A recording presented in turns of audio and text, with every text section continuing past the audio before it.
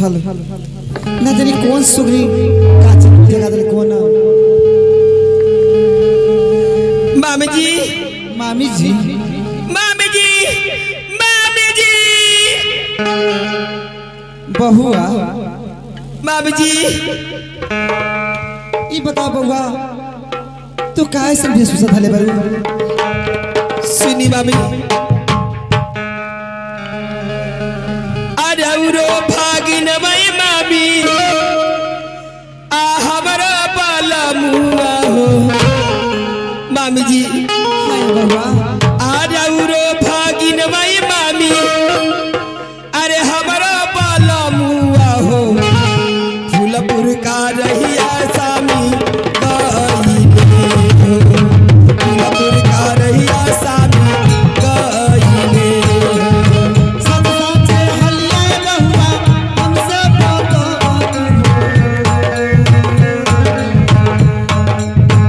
सच साचे हलिया बहुआ हमसे बातो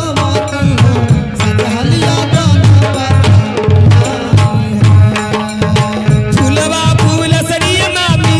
पर के जादुइया हो फूलवा फूल सरिया मामी पर के जादुइया हो समझी के सुगाना बनावेला हो समझी के सुगाना बनावेला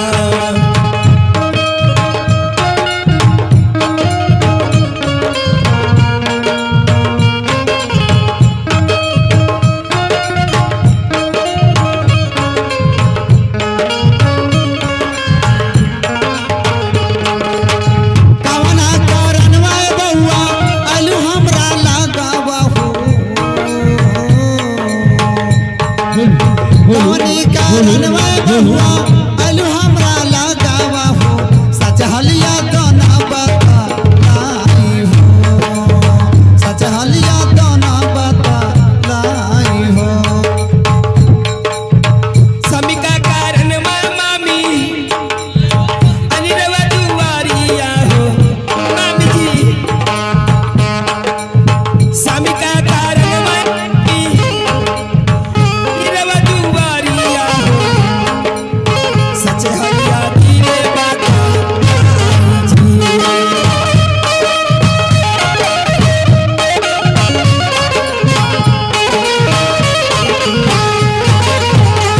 ओडिसा बुझलिया बहुआ मला लागी बतिया हो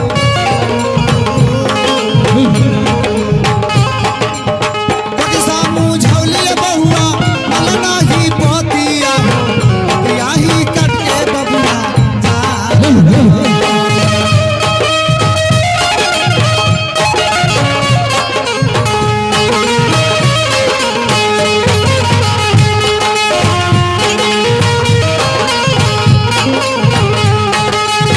फूलवा फूल सरिया मामी मर के जादुइया हो फूलवा फूल सरिया मामी मर के जादुइया हो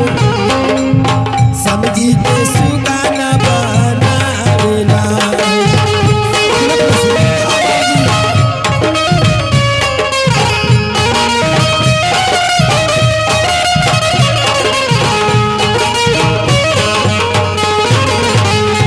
कवनो भैया मामी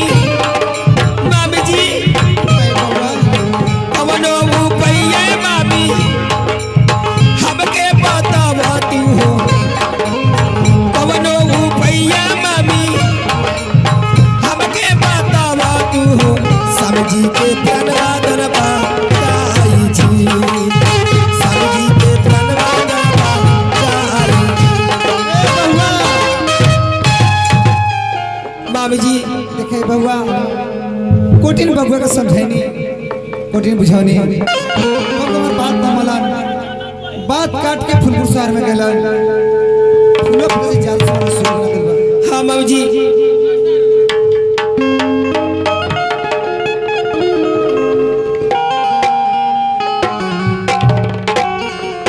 देखे बउआ एक ही उपाय बा फुलपुर शहर में चले खातिर कौन सवाल बा मम्मी यहाँ से चला गौर पर्वत पर जहाँ भेखुरा में तू बा का घर पर तो जाके हुई। हाँ ये बउआ ठीक बा मामी जी, रोज जहाँ कम चलेला हम हुआ चले तो जाइबन मामी जी, ताकि हमारे स्वामी न के जान बचा ली मामी जी।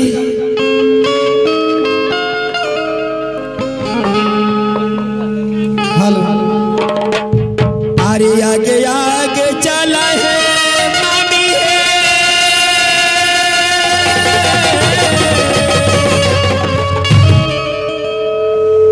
अरे घर हमारा बतावानु है,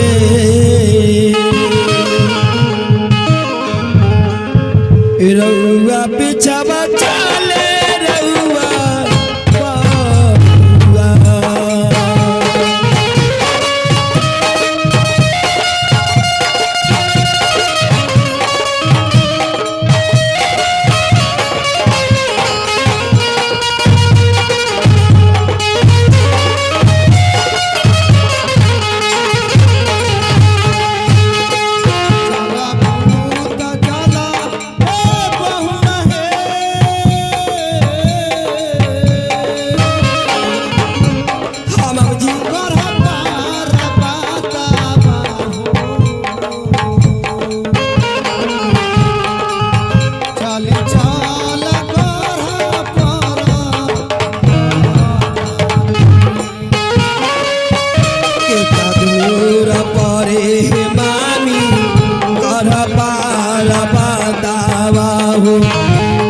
अधूरा परे मामी कर पार बतावा हो, कितना दूर नटुआ कैसी किया।